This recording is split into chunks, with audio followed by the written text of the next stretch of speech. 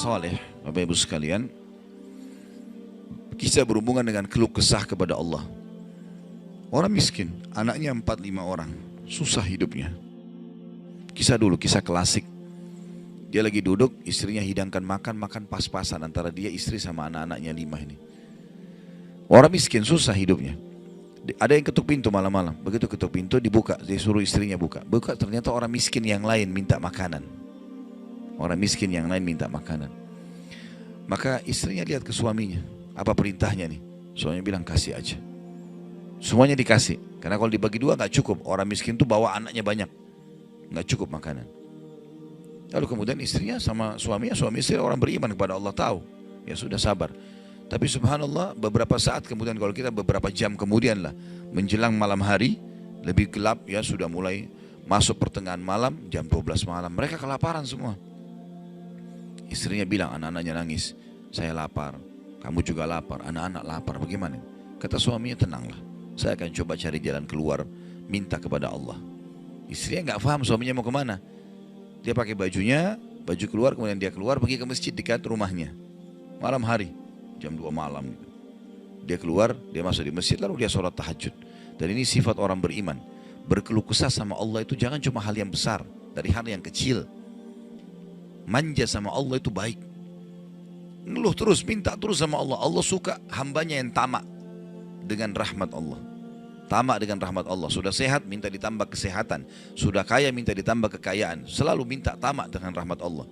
Dan sudah pernah saya bilang, meminta sesuatu agar nikmat ditambah atau bertahan, itu adalah pahala lebih besar daripada kalau cobaan sudah datang baru kita minta diangkat cobaan tersebut. Kita sehat, minta agar Allah pertahankan kesehatan, itu lebih besar pahalanya dibandingkan nanti sakit baru minta disembuhkan. Jadi tamak dengan rahmat Allah itu penting. Kalau bahasa saya sebenarnya bermanja-manja sama Allah. Selalu ya Allah bantu, ya Allah tolong, ya Allah mudahkan, ya Allah terus hidupnya. Kalimatnya selalu begitu.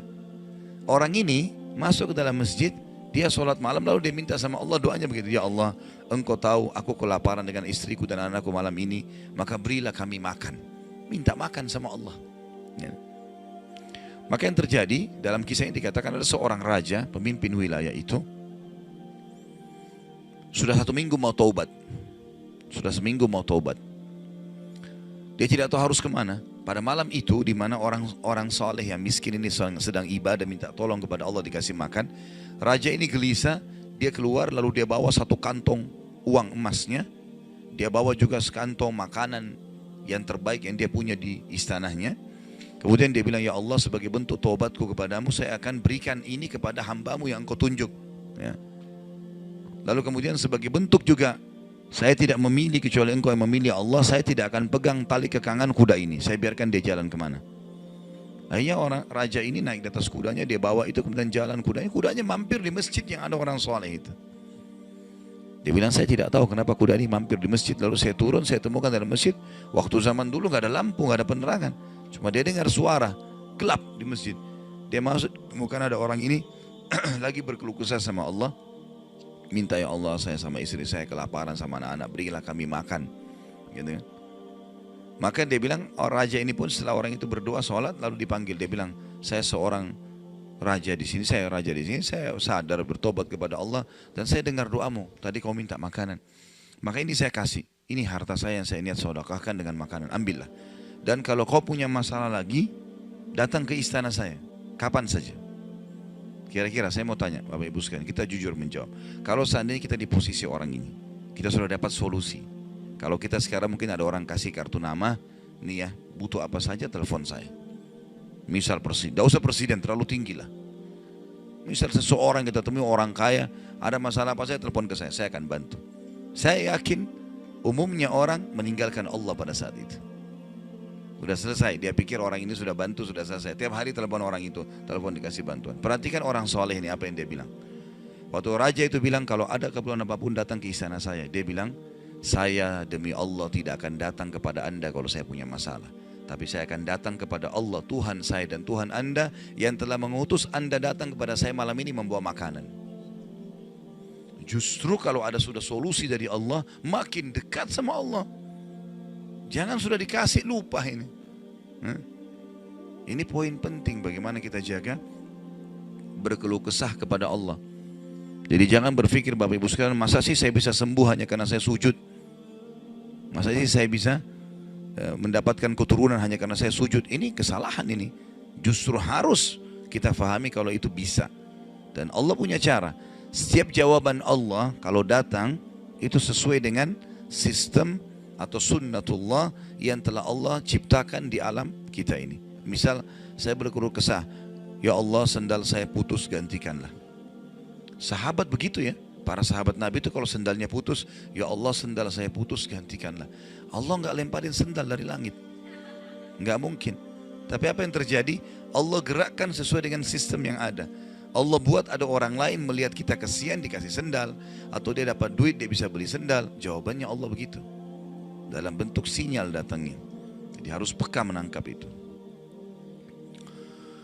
Kemudian selanjutnya, tentu juga yang ini tadi contoh kisah orang yang berkeluh kesah kalau berhubungan dengan cobaan dari Allah ya. Dia tidak keluh kesah kecuali kepada Allah. Sekarang kita masuk ke contoh kalau cobaan dari manusia. Tadi saya bilang orang digunjing, orang dihina, orang difitnah segala macam. Dia tidak balas kebodohan dengan kebodohan. Jangan pelanggaran dengan pelanggaran. Pasangannya selingkuh, dia juga selingkuh. Dua-dua dosa. Dua-dua dihukum sama Allah. Tidak ada urusan sama kita itu. Tidak ada urusan sama kita. Ya. Maka kisahnya seperti misalnya Abdullah bin Abbas radhiyallahu anhu pernah lagi jalan dicaci maki oleh seseorang tanpa sebab ini. Datang tiba-tiba caci maki dia. Ibnu Abbas dengarin saja apa yang disampaikan orang itu. Sudah selesai kata Ibnu Abbas, sudah selesai. Dia bilang iya, orang ini kebetulan lihat Ibnu Abbas pakai jubah baru. Ini kamu itu mentang-mentang sahabat Nabi, kamu itu pakai jubah mahal-mahal segala macam. Hasud, orang hasud gitu. Tiba-tiba bayangin kalau kita lagi naik di mobil orang ketuk kaca. Kamu kenapa pakai mobil baru? Kamu kenapa? Apa urusannya sama orang ini gitu? Mungkin kita marah-marah sama orang ini. Ibnu Abbas diam, didengarin semua, sudah selesai. Karena tidak mungkin tergerak orang ini mengucapkan sesuatu kecuali memang ada sebabnya. Dia biarin, sudah selesai kamu sudah. Baik, dibuka jubahnya, ini ambil hadiah buat kamu. Sampai orang itu malu. Sudah caci maki dikasih hadiah lagi. Dan yang dia sorotin ini adalah jubahnya Ibnu Abbas. Sampai akhirnya menjadi muridnya Ibnu Abbas. Nah, bisa nggak kira-kira kalau orang ketuk kaca mobil, kenapa pakai mobil baru? Ambil deh mobilnya.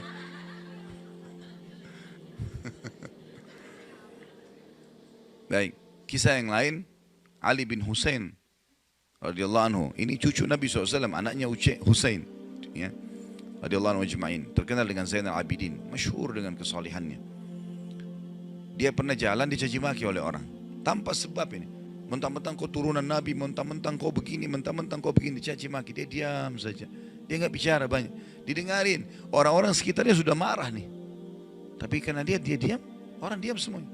Sampai udah selesai dia bilang, wahai saudaraku, kalau seandainya kamu tahu lebih banyak tentang aku, mungkin kau akan lebih banyak cerita tentang keburukan.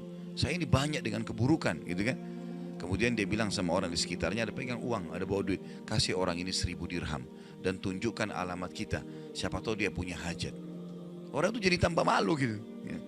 Karena perilaku akhlak yang mulia, dan ini yang Islam ajarkan kepada kita. Pada saat kita kepancing emosi, kontrol, tenang, jangan dibalas, gak ada gunanya itu, gak ada manfaatnya, hanya akan merusak kejiwaan kita. Kata-kata jadi kasar, hidup kita jadi tidak tenang ya. Tapi kalau kita gunakan teori syar'i ini, kita akan tenang, tetap bisa makan, tetap bisa tidur, tetap bisa segala-galanya. Baik, kita berdoa kepada Allah SWT, semoga majelis kita diberkahi olehnya dan dijadikan sebagai tambahan amal kita pada hari kiamat. Dan semoga saja seluruh amal yang pernah kita kerjakan, yang akan kita kerjakan sampai ajal menjelang datang, diterima dengan kemahamurahannya. Dan semoga semua dosa yang pernah kita kerjakan sekecil sampai sebesar apapun diganti dengan kemahamurahan Sang Pencipta menjadi pahala. Dan kita mendoakan Indonesia untuk selalu makmur, damai, tentram, dan seluruh muslimin bersatu di bawah bendera tauhid la ilaha illallah Muhammad Rasulullah, kembali dalam segala ibadah mereka kepada Al-Quran dan Sunnah. Dan semoga Allah juga memberikan pemimpin-pemimpin yang muslim, yang adil, kembali kepada Al-Quran dan Sunnah. Dan juga semoga Indonesia menjadi contoh bagi negara-negara yang lain. Dan kita selalu mendoakan saudara kita di Palestina, di Syria, di Yaman, di Irak, di Myanmar, di Ahsa, dimanapun mereka berada yang sudah tertindas. Semoga Allah ikhlaskan niat mereka, terima para syuhada mereka, mulakan Islam di tangan mereka dan tangan kita semua. Dan semoga Allah partisipasikan kita bersama mereka di pahala, baik dengan doa, dengan harta, dan juga dengan jiwa kita. Dan Dan semoga Allah dengan kemahamurahannya menyatukan kita semua di surga firdausnya tanpa hisab, sebagaimana yang satukan kita di majelis ilmu yang mulia ini. Allahu alam, ini mungkin yang kita sampaikan, mudah-mudahan bermanfaat. Subhanakallahumma bihamdika asyhadu an la ilaha illa anta astaghfiruka wa atubu ilaik. Wassalamualaikum warahmatullahi wabarakatuh.